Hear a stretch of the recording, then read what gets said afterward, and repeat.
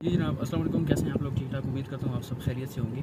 अच्छा, मेरे पास आज एक नई अपडेट आई है कि यूबीआई ने अपनी बीओटी की मीटिंग में, कल वाली मीटिंग में, आज है 8 तारीख और कल 7 तारीख को उनकी एक मीटिंग हुई है बीओटी की।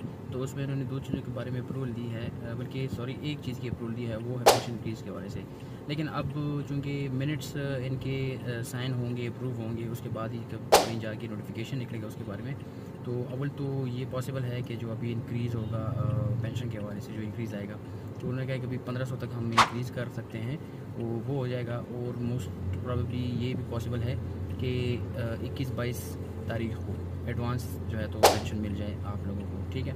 तो ये एक ताज़ा अपडेट थी यूबीआई पेंशन इंक्रीज़ के हवाले से। मज़ीद इसके बारे में अगर कोई ऐसा कोई रिटन में नोटिफिकेशन आता है तो मैं आपको वो शेयर करके वीडियो में आपको बता दूँगा। तो अगली वीडियो में मिलते हैं। अल्लाह हाफ़िज़।